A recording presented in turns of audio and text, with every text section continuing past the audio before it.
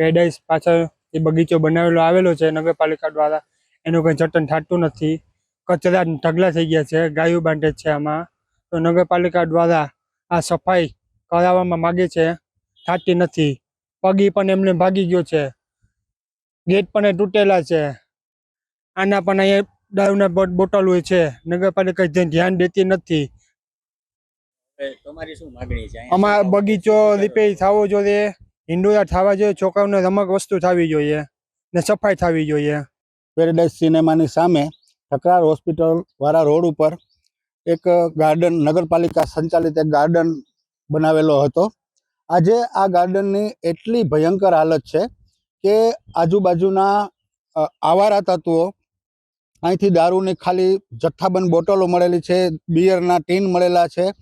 અને આ ગાર્ડનનો આશરે 15 લાખ રૂપિયા જેવો ખર્ચો બતાવે છે, પણ ખરેખર આ ગાર્ડન 5 લાખમાં પણ ન બન્યો હોય એવી આખી દશા છે. આજુબાજુના રહેવાસીઓએ અહીંયા જે ફુવારો બનાવવામાં આવ્યો હતો તેમાં ગોબર ઠલવી દીધો છે. અને નગરપાલિકાના સંચાલિતના બેઠા છે જે અધિકારીઓ, અને આના જે બાગ બગીચાના જે ચેરમેન છે ધવલભાઈ જોશી, આ લોકોએ મોટા પાયે આ બગીચાના નામ ઉપર મોટો ભ્રષ્ટાચાર કર્યો હોય તેવું લાગે છે. અને પોરબંદર નગરપાલિકાઓ પોરબંદરની નાની એવી જગ્યાઓ ક્યાંય પણ જોઈ જાય છે તો ત્યાં સીધો ગાર્ડન બનાવી નાખે છે. પણ ખરેખર ગાર્ડનના ચેરમેન અને નગરપાલિકાના સત્તાધીશો આ ગાર્ડનની ખરેખર રખેવાળી કરી શકતા નથી.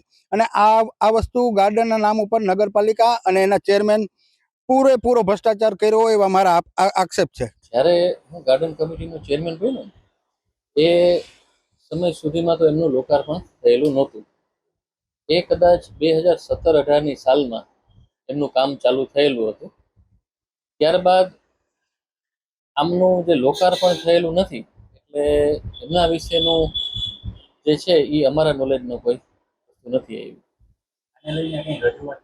હા, આને લઈ અને આપની રજૂઆત ઉપર હું ત્યાં લખી નગરપાલિકાની અંદર આપી દઉં છું, અને જે કંઈ પણ હશે એ વહેલી તકે આપણી પાસે આવી જાય અને આ જગ્યાનો સદુપયોગ થાય એવા આપણે પ્રયાસો કરશું. પોરબંદર છાયા સંચાલિત જે ગાર્ડન આપ કહો છો, બ્રહ્મકુમારી સેન્ટરની બાજુમાં છે, એ મારા ખ્યાલ પ્રમાણે 2017માં બનેલું હતું અને આશરે 14 થી 15 લાખનો ખર્ચ થયેલ હતો.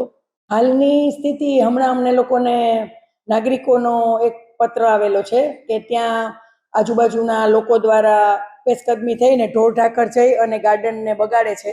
એટલે આપણે અહીં વિભાગમાં સૂચના આપી અને યોગ્ય કાર્યવાહી કરશું. એ તપાસ કરી અને તમને જાણ કરીશ.